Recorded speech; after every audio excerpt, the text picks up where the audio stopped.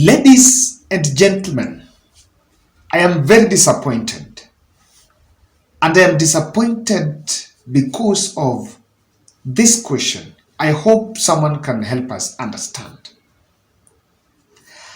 How does a political rally, how does organizing a political rally influence President Ruto to give Uhuru Kenyatta tax amnesty?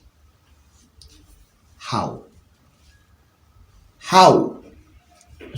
I wish I knew. Because I don't get it. I honestly don't get it. What am I talking about?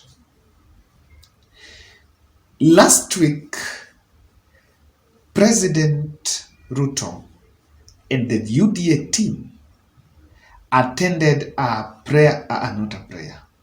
attended a rally. I've decided to remove the word prayers in it because they're just Sunday's political rally. Organized a political rally in Kirinyaga, and while they were there, while responding to Raila Odinga's plan to hold the rally in Kamkunji, they said that Uhuru Kenyatta was funding Raila behind for the Kamkunji rallies so that it's a strategy to counter the efforts on tea reforms. Kwamba hata wakipanga rally lazima watataka kukatalizwa. Listen to that. Wanaona hii watu ya makatel. Tulisema ya kwamba wale wako katika wakora na matapeli, wako huko kwa kahawa, wako kwa chai, wako kwa maziwa. Sasa ati wao ndio wana finance hii mambo ya maandamano, ati kwa sababu tumesema tutafukuza makateli. Wapange maandamano kwa wanataka, lakini kwa kahawa na chai na kwa maziwa watatoka. Last Sunday, Uhuru Kenyatta was sponsoring those rallies so that the tea reform and coffee reform that is being spearheaded by Rigathi Gachagua, I don't know, can stop or something. Last week it was on that. Today, the thing has changed. Yesterday, when Raila was in Jacaranda, he criticized President Ruto on what he called the predatory taxes hitting on Kenyans. And that was specifically talking in the context of inflation.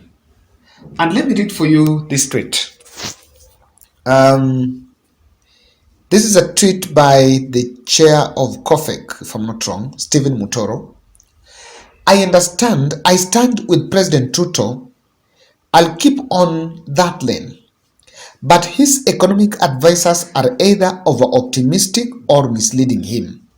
Raila Odinga messaging that is sinking into the people is only one, over taxation. I wish President William Ruto moves fast and eases the IMF-driven burden. Yesterday, what Raila spoke, and I just wanted us to relate it well. What Raila spoke was that Kenyans are overtaxed, and that is why the prices of goods are high in terms of predatory taxes. We know we've had, and that was coming because of the 78% increase by a proposal by KPLC to EPRA. So this is what Raila said, and I want us to get this clip so that we put them to a context. Alafu nimeongeza ya kwamba baada ya sisi kuongea siku ile, hawa wanauda wamezidi na yale mambo yao ya kila siku. Wamezidi kutoza wananchi ushuru kila mara kwa mara. Ushuru zinazidi kupanda. Ndio sababu leo nimesema ati Bwana Ruto sasa amekuwa yule Zakayo. Yule Zakayo ambaye alikuwa anatoza ushuru katika Biblia. Bwana Zakayo. Wakenya wamechoka na ushuru zako.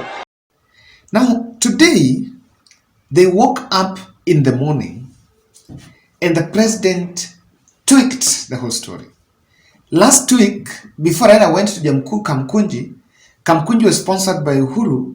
or people who didn't want, I don't know, reforms in the coffee and, Today, the president is telling us that Uhuru Kenyatta is sponsoring the rallies so that he will get tax amnesty from the government. It did start with Uhuru. It started with Mwingi Mutuse, and I remember seeing that tweet somewhere in the midday. I need to get it for you. He shared this tweet and said, as an MP, I have credible information that Raila Odinga Uhuru Azimio rallies are sponsored by known entrenched dynasty that's now rightfully been asked to pay long overdue taxes. Stop the diversionary tactics, pay your taxes over other Kenyans do too. And sasa mi nauliza swali. These rallies, we've been told they cannot move anyone. They cannot move you. Why is it that you are claiming that they're used to stop you from collecting the taxes? Well, you can collect them. Even President mentioned about it in Mombasa. We cannot continue to operate in a space where those in power exempt themselves from paying taxes using all manner of instruments, while those who do not have as much power pay tax. All I am saying is that the good people who are used to exempting themselves from paying tax, their day is up. Every citizen must pay tax. That's all I am saying. And it doesn't matter.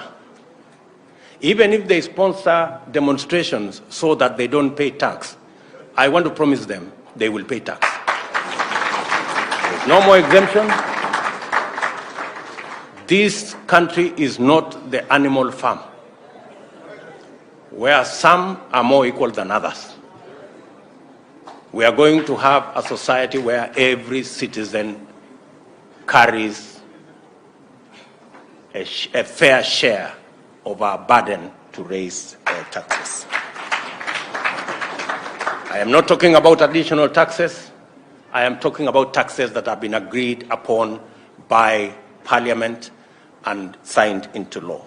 Now, the tax evasion report of Uhuru not failing to pay any tax, and I don't want to be myopic here to say that maybe there are no taxes that Uhuru is supposed to pay that he's owing the government. Maybe. I am not privy to that.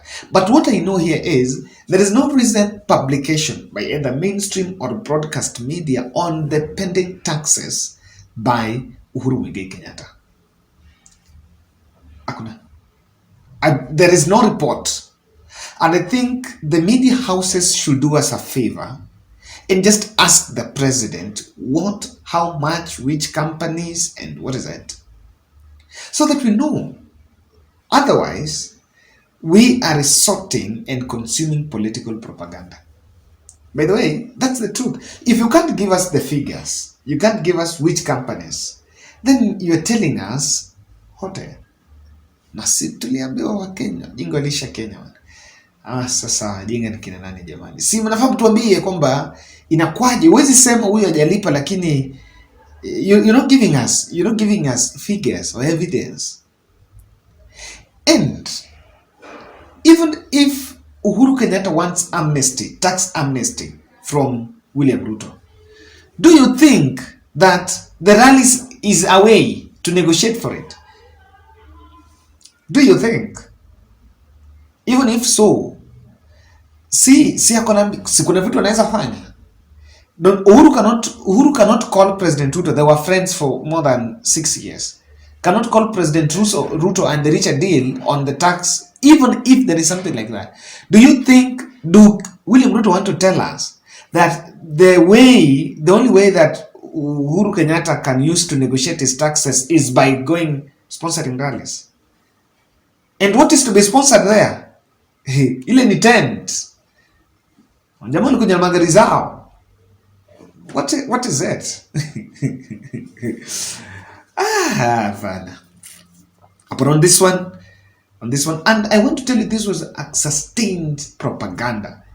I even bumped another clip. Listen, even this one. La muhimu sana kwa sababu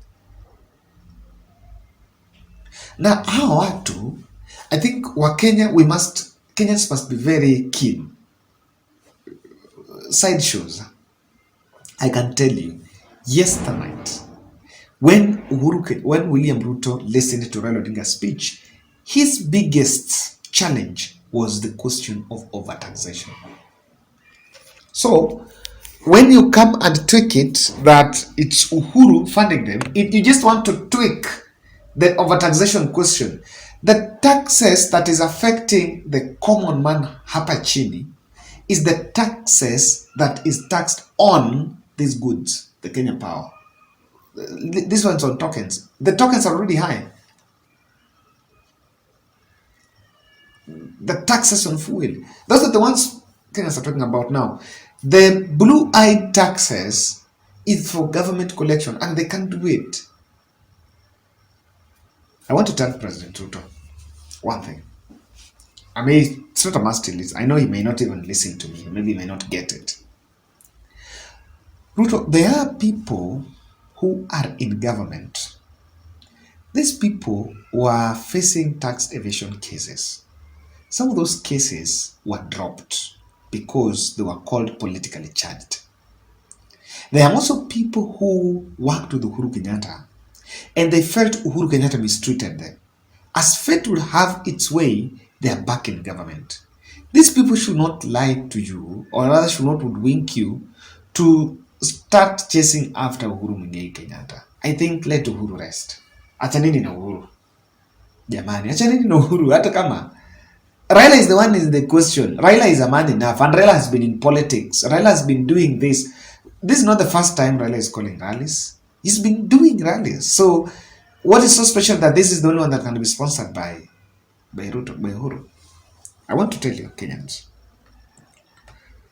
Uhuru's name is being dragged so that they can suppress the question of taxation, and they just want to divert the course. In fact, they want to tell the population that you are chasing a course that is not worth your time.